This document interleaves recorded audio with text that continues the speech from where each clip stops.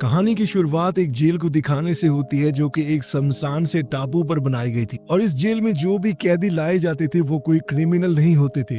इस जेल में उन लोगों को लाया जाता है जिनके खिलाफ साजिश करके उन्हें फंसाया गया हो। तभी हम एक लड़की एडन को देखते हैं जिसे इस जेल में लाया गया था।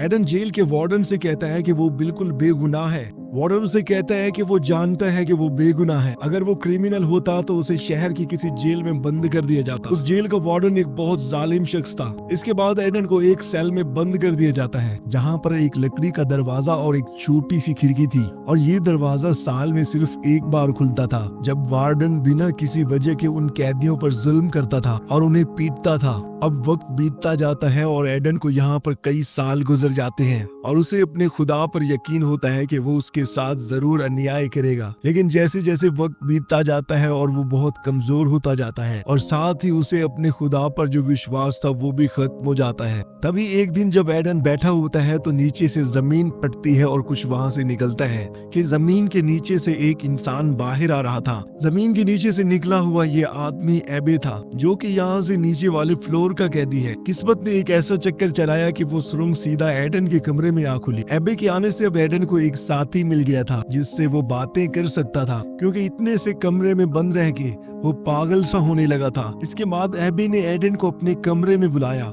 इधर एडन बहुत खुश था और जैसे ही एडन एबे के कमरे में घुसा तो वो वहाँ का नजारा देखकर हैरान सा रह गया। एबे का कमरा बाकी कैदियों की तरह नहीं था, एक ठीक ठाक से होटल की तरह था। अब एबे ने एडन से कहा कि वो सुरंग खोदने में उसकी मदद करे। इसके बाद वो दोनों खुदाई का काम शुरू करने ही वाले थे कि तभी वहाँ पर उन्हें गार्ड के आने की आवाज सुनाई दी। डर से कांपता हुआ एडन तुरंत अपने कमरे की तरफ भागा और फिर वहाँ से जल्दी से कूड़े वाली टोकरी तैयार कर दी, क्योंकि गार्ड उसके फ्लोर पर भी आने वाला ही था। इस जेल में कमरे का दरवाजा दिन में सिर्फ 2 बार ही खुलता था, एक बार कचरा लेने और एक बार शाम का खाना देने के लिए। इसके अलावा पूरे दिन में दोनों के पास बहुत सा वक्त होगा जिसमें वो बिना पकड़े जाने के आराम से खुदाई कर सके। इसके बाद एबे ने अपने बालों का एक छोटा सा गुच्छा काटा और पत्थर से चिंगारी निकाल कर उसमें बालों को जला दिया और एक मोमबत्ती रोशन की। फिर वो जैसे तैसे सुरंग में घुसकर आगे खुदाई करने लगे। एबे का अंदाजा था कि अगर इसी स्पीड से चलते रहे तो जमीन के बाहर तक पहुंचने में उन्हें कम से कम 3 साल और लगेंगे। अब दिन ब दिन सुरंग की खुदाई उन्हें आजादी के और करीब ले जा रही थी। एक दिन उन्हें सुरंग खोदते हुए जमीन में पौधों की जड़ें दिखने लगी, जिससे एबे ने हिसाब लगाया कि वो दोनों बाहर निकलने के काफी करीब हैं। ये बात जानकर दोनों की खुशी का ठिकाना ही नहीं था। लेकिन जल्द ही कुछ ऐसा हुआ कि उनकी खुशी मिट्टी में मिल गई। सुरंग तेजी से हिलने लगी और फिर जोरदार आवाज के साथ बहुत सारे पत्थर और मिट्टी उनके ऊपर गिर पड़े, जिसकी वजह से नीचे एबे दब गया। घबराकर एडन तुरंत पत्थर हटाकर एबे को बाहर निकाल लाया। सुरंग की खुदाई में उनसे जरूर कुछ न कुछ गलती हुई थी। एक बहुत भारी पत्थर एबे की छाती पर गिरने की वजह से, उसके फेफड़ों में चोट आने की वजह से वो किसी वक्त भी मर सकता था। अपने आखिरी लम्हों में एबे ने कमजोर आवाज के साथ एडन को बताया कि कमरे में एक पत्थर के नीचे किताब मिलेगी, उस किताब के नीचे कुछ छुपा हुआ है। एडन को वहाँ से उसे खजाने का नक्शा मिला जिसके चक्कर में एबे को यहाँ पर लाकर बंद किया था।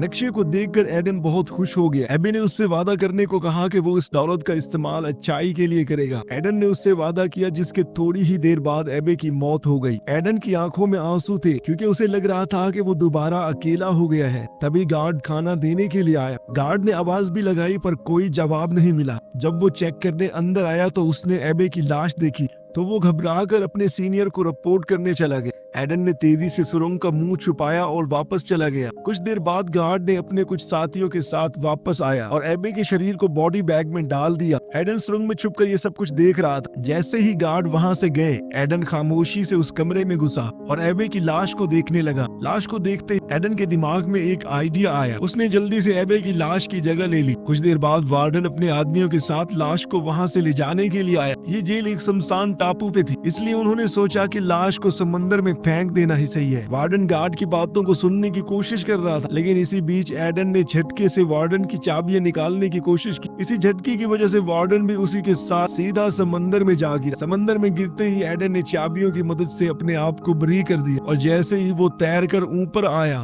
तो उसने पीछे मुड़कर देखा तो वार्डन था। अब सालों का गुस्सा उसके अंदर भरा पड़ा था और उसने बेरहमी से वार्डन को पानी में डुबो कर मार डाला और वो जैसे कैसे करके वहां से बच निकला। उसे खुद भी नहीं समझ आ रहा था कि वो यहाँ तक जिंदा कैसे पहुंचा, लेकिन अभी भी वो आजाद नहीं हुआ था। समुद्री डाकुओं का एक झुंड बैठकर आराम से उसे देख रहा था। अब एडन को लगा कि वो मारा जाएगा, लेकिन लुटेरों के सरदार ने उसे एक मौका दिया। उसने कहा कि वो एडन को जिंदा छोड़ देगा। एडन को उनके एक गद्दार साथी जकोपो से लड़ना होगा। अगर जकोपो जीत गया तो वो उसकी टीम में वापस हो सकता है, लेकिन वो एडन को मार देंगे। लेकिन अगर एडन जीत गया तो वो उसे रिहा कर देंगे। जल्द ही दोनों के बीच ये मुकाबला शुरू हुआ। जकोपो तलवारबाजी में बहुत माहिर था। उसने एडन पर कई हमले किए। कई हमले करने के बावजूद भी जकोपो एडन को छू तक नहीं पाया। मौका मिलते ही एडन ने तेजी से वार किया और जकोपो को जमीन पर गिरा दिया। पर उसे मारने की बजाय एडन ने लुटेरों से कहा कि देखो, हम दोनों तुम्हारे लिए काम करेंगे। एडन के हुनर और दया को देखकर लुटेरा बहुत खुश हुआ और उसने दोनों की ही जान बख्श दी। अब जहाज पर बातचीत करने के दौरान एडन ने उसे अपनी पूरी कहानी सुनाई, जिसके बाद उसने एडन को आजाद कर दी ताकि वो अपने बदले का मकसद पूरा कर सके। जकोपो भी एडन के साथ हो लिया। एडन ने जकोपो से एक नाव का बंदोबस्त करने को कहा। अगली सुबह एडन और जकोपो पूरी तैयारी के साथ नाव पर सवार होकर उस दिशा में निकल पड़े जहाँ नक्शे में एक खजाने का निशान बना हुआ। उन्होंने उस टावर का चप्पा चप्पा छान मारा, पर उन्हें खजाना नहीं मिला। लेकिन फिर एडन को ख्याल आया कि शायद पानी के नीचे कुछ हो। उसने मैप की बताई हुई जगह पर एक अंडरग्राउंड तालाब में डुबकी लगाई। वहाँ पर कई सारी पुरानी संदूक मिली। जैसे ही उसने एक संदूक खोली तो उसमें चमचमाता हुआ सोना दिखाई दिया। जकोपो खुशी से झूम उठा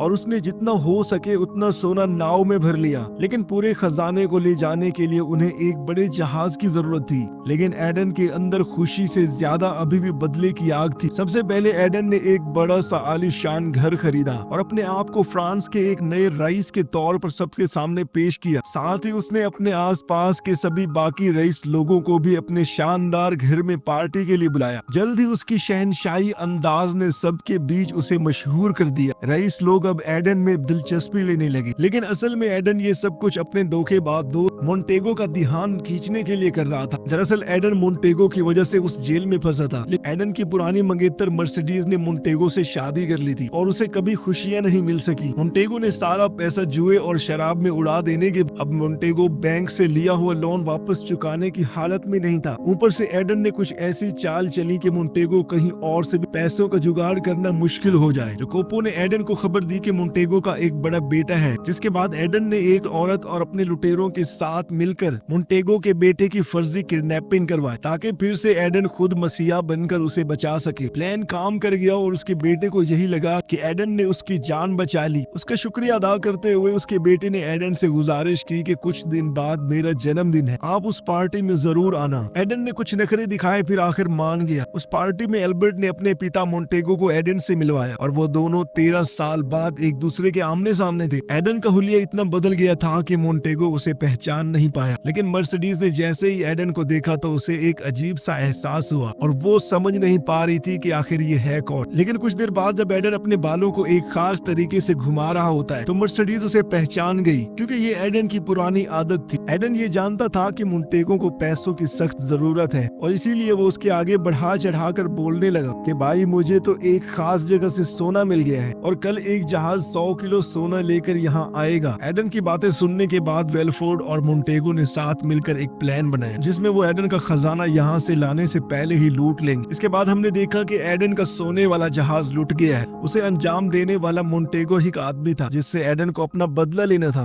वो आदमी सोच रहा था कि आसानी से चोरी हो गई, पर तभी गार्ड ने वहाँ आकर उसे पकड़ लिया। वो भागने लगा तो एडन उसके सामने आ गया। उसने एडन से लड़ने की कोशिश की पर एडन ने एक रस्सी का फंदा उसके गले में डाल दिया। मारने से पहले एडन ने उसे अपनी असली पहचान बताई ताकि उसे याद हो कि वो किस गुनाह के लिए मरा है। और इधर कंगाल हो चुका मोंटेगो भागने की तैयारी कर रहा था, लेकिन मर्सिडीज ने उसके साथ चलने से साफ इनकार कर दिया। वो एक पुराने से किले में गया जहाँ उन्होंने पूरा चोरी का खजाना छुपा कर रखा था, लेकिन संदूकें खोली तो उनके अंदर सिर्फ रेत ही रेत निकली। आखिरी संदूक में सिर्फ एक छोटा सा चेस पीस निकला जो कि एडन ने मोंटेगो को दिया था। इसी वक्त एडन भी वहाँ पर आ गया और मोंटेगो समझ चुका था कि वो कौन है। मोंटेगो ने तलवार से एडन पर हमला किया पर वो एडन का मुकाबला नहीं कर सकता था। एडन ने आसानी से उसकी तलवार गिरा दी और उसी दीवार से लगा दिया, लेकिन एडन जैसे ही उस पर वार करने वाला हो, लेकिन एल्बर्ट उसी बीच आकर अपने पिता को उससे मरने से बचा देता है। इसी चीज का फायदा उठाकर मोंटेगो चुपके से बंदूक में गोली और बारूद भरने लगता है। तभी मर्सिडीज भी वहाँ पहुँच जाती है और उसने एडन को रोककर बताया कि एल्बर्ट उसी का बेटा है। ये सुनकर तो एडन होश खो बैठा। इधर मोंटेगो ने अपनी बंदूक से एडन पर निशाना लगाया, लेकिन जकोपो ने बिजली की तरह चाकू को फेंका, जिससे मोंटेगो का निशाना चूक कर और गोली सीधा जाकर मर्सिडीज के कंधे पर लगी। इसी अफरा तफरी में मोंटेगो भाग निकला, पर एडन ने उसका पीछा किया। लेकिन जब मोंटेगो ने घोड़े पर चढ़कर जबरदस्त वार किया तो एडन की तलवार गिर गई। लेकिन अंत में एडन ने जैसे तैसे मोंटेगो को गिरा उस पर जानलेवा वार किया। मोंटेगो की मौके पर ही मौत हो गई। अपने बदले की आग ठंडी करने के बाद एडन अपनी पत्नी मर्सिडीज और अपने बेटे एल्बर्ट को लेकर उस जेल में गया जहां उसने 13 साल गुजारे थे, और फिर उसने ये सारा इलाका खुद खरीद लिया ताकि किसी को भी ये सब कुछ ना सहना पड़े जो उसने सहा। वीडियो पसंद आई हो तो लाइक कर देना, चैनल को सब्सक्राइब कर लेना। तो मिलते हैं अगली वीडियो।